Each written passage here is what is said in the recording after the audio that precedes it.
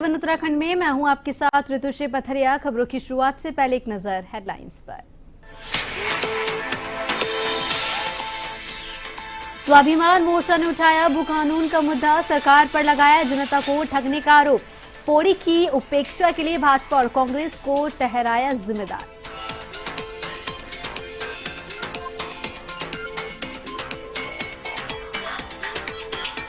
रायपुर थाने में हुई लूट का खुलासा, 3 लोग गिरफ्तार, 2 की तलाश जारी। चोरी की स्कूटी, 1 तमंचा और 2 खोखा कारतूस बरामद।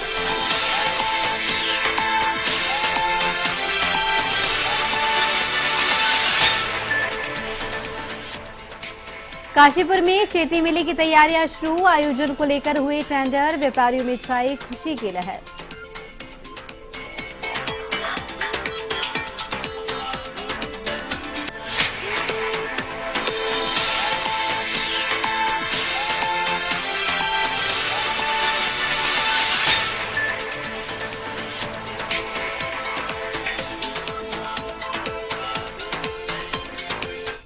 बुलेटिन में खबरें विस्तार से। उत्तराखंड स्वाभिमान मोर्चा की चिंतन गोष्ठी में सभी से एकजुट होने की अपील की गई है।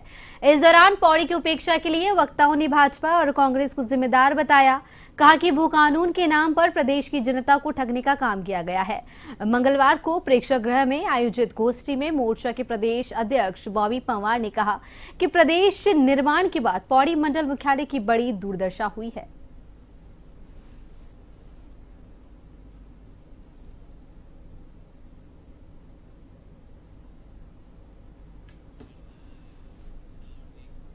हल्द्वानी में कमिश्नर की अध्यक्षता में हुई आरटीए की बैठक में हल्द्वानी शहर के 6 नए रोडों पर सिटी बस संचालक को हरी झंडी मिली है। हल्द्वानी शहर की बढ़ती आबादी को देखते हुए शहर के आंतरिक मार्गों पर सिटी बस चलाने को लेकर अब तय हो गया है कि जून महीने से शहर में सिटी बसें दौड़ेंगे और यात्रियों को अब इधर उधर जाने के लिए 2 या 4 नहीं होना पड़ेगा। कमिश्नर दीपक रावत ने कहा कि बैठक में परिवहन विभाग के अधिकारियों के साथ ही ट्रांसपोर्ट व अन्य स्टेक होल्डरों को भी बुलाया गया है।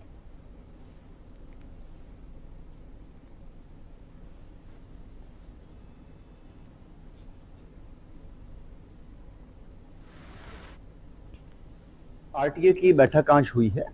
इसमें ट्रांसपोर्ट के ऑफिसर्स, बाकी स्टेक होल्डर्स, अन्य ट्रांसपोर्टर्स वो सब भी मौजूद थे। तो पहला निर्णय तो ये हुआ है कि हल्द्वानी में 6 अलग अलग रूट्स पे जिनका नोटिफिकेशन हो चुका है सिटी बस चलाई जाए, जिसके लिए आवेदन मांगे गए थे। बहुत अधिक संख्या में आए तो जो रूट्स हैं उस पर 20% के हिसाब से हमने इनिशियली अलाउ किया है। और 21 जून तक इसकी जो हम चाहेंगे कि 21 जून तक ये यहाँ पे सिटी बस सेवा चल जाए 21 तारीख को। और इसमें जो कंडीशंस रखी गई हैं, जो यूरो 6 की कंडीशंस हैं लेटेस्ट या सीएनजी, वो उसको फॉलो करेंगे। 3 महीने के अंदर अपनी बस खरीदेंगे और इसको चलाएंगे। मैं समझता हूं कि इससे पब्लिक को बहुत राहत मिलेगी, नई बसेस होंगी।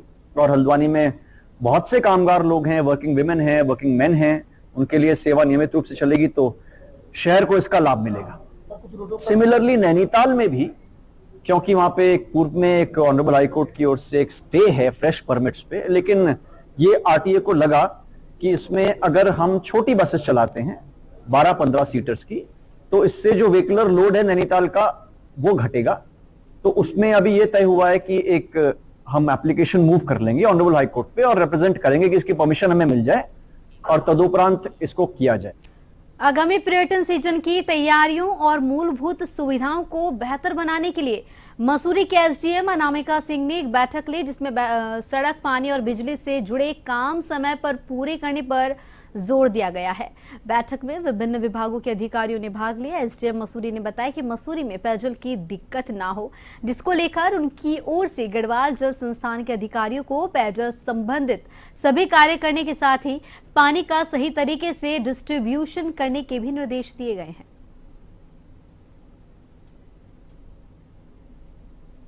हम लोगों ने एक बैठक की थी, विभिन्न विभागों को बुलाया था।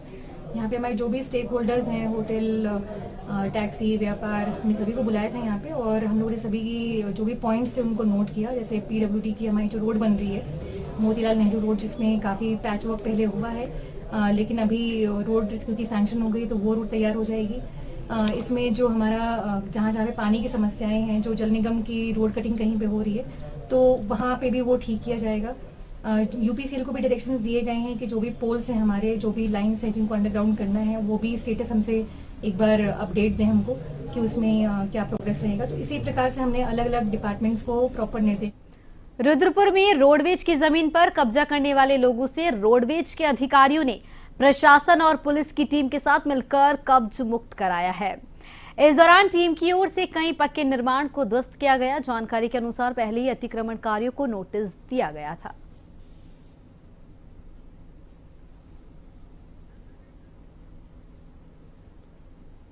जो लोग खारिज हो चुकी है, उन्होंने नजूल भूमि कह करके अतिक्रमण किया, तो न्यायालय ने इनको खारिज कर दिया। 15 दिन का हमने नोटिस दिया कि जो है इसे खाली करो, फिर भी खाली नहीं किया है। स्थानीय प्रशासन की मदद से हम ये जो माननीय न्यायालय का आदेश का पालन करते हुए खाली करा रहे हैं। लगभग कितनी प्रॉपर्टी है यहाँ पे जो आपने खाली करवानी है? करीब 11 घर थे, जिसमें 3 लोगों ने सरेंडर कर दिया है जी, और उन्होंने चाबी भी दे दिया है। और बाकी के जो माननीय न्यायालय में एक का अंतिम बात चल रहा है शारदा सक्सेना का जी, और बाकी सब लोग हाई कोर्ट से हार चुके हैं। देहरादून पुलिस ने रायपुर थाने में हुई लूट का खुलासा किया है। घटना 11 मार्च की है, जहां देहरादून में बदमाशों ने दिन दहाड़े एक जनसेवा केंद्र से लूट की थी, जिसमें शुरू में 3.5 लाख रुपए की लूट बताया गया था। बाद में पूछताछ में 70,000 रुपए लूट की बात सामने आई है। पुलिस के साथ ही अपराधियों की मुठभेड़ में एक बदमाश को गोली लग गई, तो वहीं पुलिस ने घायल बदमाश के साथ मुख्य अभियुक्त और एक और बदमाश को गिरफ्तार किया है। अभी तक 3 लोगों को गिरफ्तार कर लिया गया है। 2 और लोगों को जल्द ही गिरफ्तार कर लिया जाएगा। ताज में क्रिमिनल रिकॉर्ड में बहुत सारे अभियुक्त अपने क्रिमिनल रिकॉर्ड को बताते नहीं है, लेकिन अभी तक जो साहिल है, इस पर मर्डर और लूट का 2 मुकदमे की अभी इसमें पुष्टि हुई है।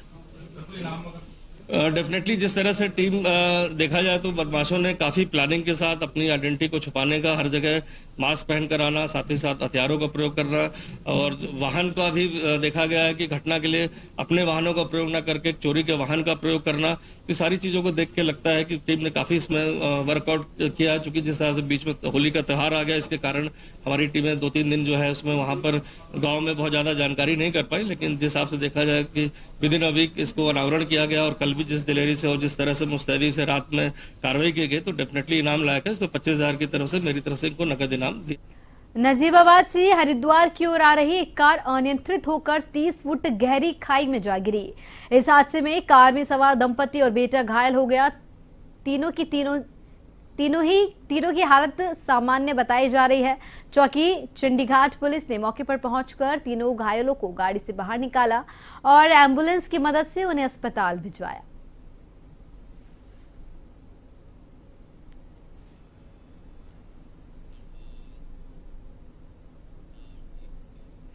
एक अप्रैल से आरंभ होने वाले नेशनल ब्रॉडबैंड मिशन 2.0 के प्रभावी क्रियान्वयन को लेकर 7वीं स्टेट ब्रॉडबैंड कमेटी की बैठक मुख्य सचिव राधा रतूड़ी की अध्यक्षता में सचिवालय में आयोजित की गई। राज्य के ग्रामीण और दूरस्थ क्षेत्रों में सर्वव्यापी एवं समान ब्रॉडबैंड सेवाओं की आसान पहुंच सुनिश्चित करने को लेकर सीएस राधा रतूड़ी ने राज्य में नेशनल ब्रॉडबैंड मिशन 2.0 के तहत ग्रामीण क्षेत्रों में प्रभावी और प्रतिस्पर्धात्मक कनेक्टिविटी के लिए और पिटकुल की मदद से ऑप्टिकल ग्राउंड वायर के उपयोग के प्रोत्साहन के लिए निर्देश दिए।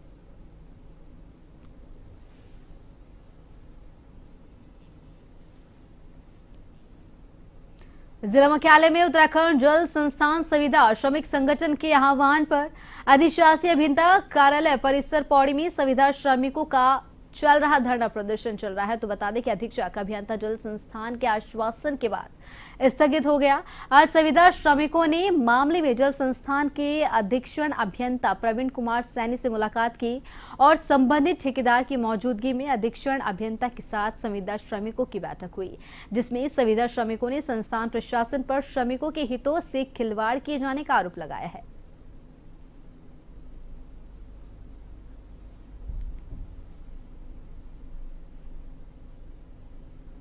एक सप्ताह का टाइम दिया गया है कि एक सप्ताह के भीतर भीतर इन सभी समस्याओं का समाधान हो जाएगा। लेकिन यदि अगर एक सप्ताह के भीतर इन चीजों का समाधान नहीं होता है, यहाँ पर वापस धरने में बैठ जाएगा। अब जाके कहीं विभाग में एक सहमति बनी है आज, और विभाग ने कहा है कि एक हफ्ते के अंदर वो जो मिनिमम वेजेज के हिसाब से जो बढ़ा हुआ पैसा है वो कॉन्ट्रैक्टर को भुगतान करेंगे, और जैसे ही वो भुगतान करेंगे 24 घंटे के भीतर कॉन्ट्रैक्टर अपने श्रमिकों को भुगतान देगा। ठेकेदारों को निर्देशित कर दिया गया है कि ये बड़ी दरों का भुगतान करें, और ठेकेदारों के द्वारा 4 दिन का जो इनका वीकली वो बनता है वो भी नहीं दिया जा रहा था, उसके भी लिए कहा गया है कि उसको भी ये दें। और जो बैलेंस है बढ़ी हुई दरों का और जो पुरानी दरों का है। तो देखिए, मानसून में डेंगू का खतरा ज्यादा बढ़ जाता है, जिसके रोकथाम के लिए देहरादून जिला स्वास्थ्य महकमा मानसून से पहले ही अपनी तैयारियों में जुट गया है, जिसके चलते देहरादून के सीएमओ डॉक्टर मनोज कुमार शर्मा ने सभी स्वास्थ्य अधिकारियों के साथ बैठक की। इस बीच डॉक्टर मनोज कुमार शर्मा ने कहा कि सभी अधिकारियों को निर्देश दिए गए हैं कि डेंगू की रोकथाम के लिए जरूरी उपकरण और दवाइयों की मात्रा की समीक्षा कर ले, ताकि सही समय पर जरूरी सामग्री का प्रबंध किया जा सके।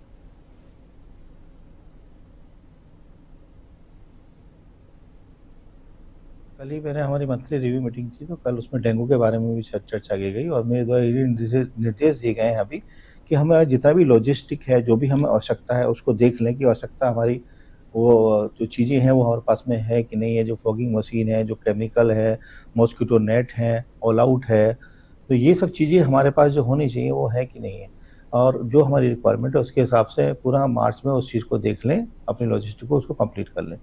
अप्रैल से मैंने कहा है कि जो हम एक्टिव सर्वेलेंस करते हैं या सोर्स रिडक्शन का काम करते हैं आशाओं के माध्यम से, अप्रैल से उसको हम टाइम से स्टार्ट करवा दें।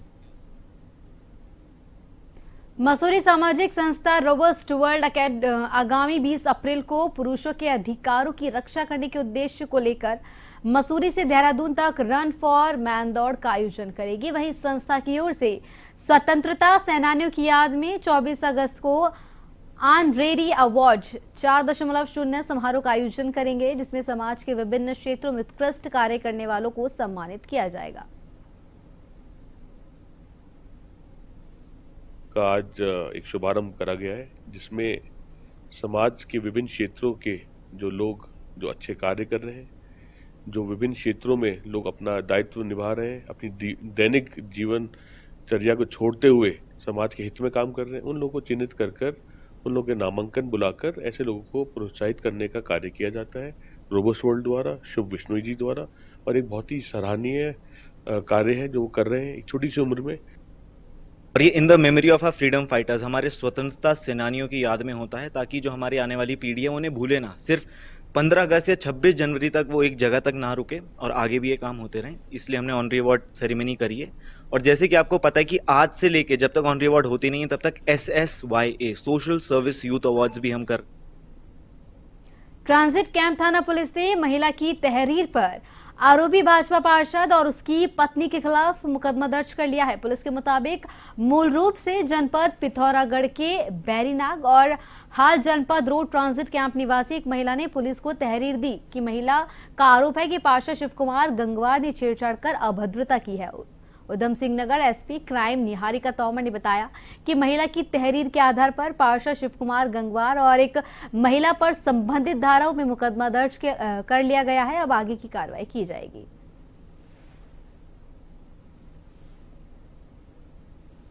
हमें थाना ट्रांजिट कैंप में एक तहरीर प्राप्त हुई थी, जिसमें एक महिला द्वारा बताया गया कि होली के दिन 14 मार्च को जब वो अपने स्थानीय पार्षद शिव कुमार गंगवार के घर होली में मिलने गई, तब उनके द्वारा उनको और उनके साथ एक नाबालिग लड़की के साथ छेड़छाड़ की गई और अश्लील हरकत की गई। यह तहरीर प्राप्त होने पर हमारे द्वारा इसका संज्ञान लिया गया और इसमें सुसंगत धाराओं में मुकदमा पंजीकृत किया गया है। विवेचनात्मक कार्रवाई इसमें अभी प्रचलित है और जो भी इसमें तथ्य आएंगे उसी के आधार पर विवेचना की जाए। काशीपुर में चैती मेले की तैयारियां शुरू हो गई है। 30 मार्च से 27 अप्रैल तक होने वाले इस मेले के लिए टेंडर हो गए हैं। सभी ठेके 3,67,44,403 रुपए के छोटे मंदिर की रंगाई पुताई के काम भी शुरू हो रहा है। मेला आयोजन के निर्णय से व्यापारियों में खुशी की लहर भी देखी जा रही है। तो वहीं चैती मेले में लगने वाले झूले, तमाशे और सर्कस, बिजली और साउंड व्यवस्था, पार्किंग की व्यवस्था और दुकानों की स्थापना और तह बाजारी की निविदाएं खोली गई हैं। उप जिलाधिकारी अभय प्रताप सिंह का कहना है कि मेले में सुधार को लेकर एक परामर्श समिति का भी गठन किया गया है।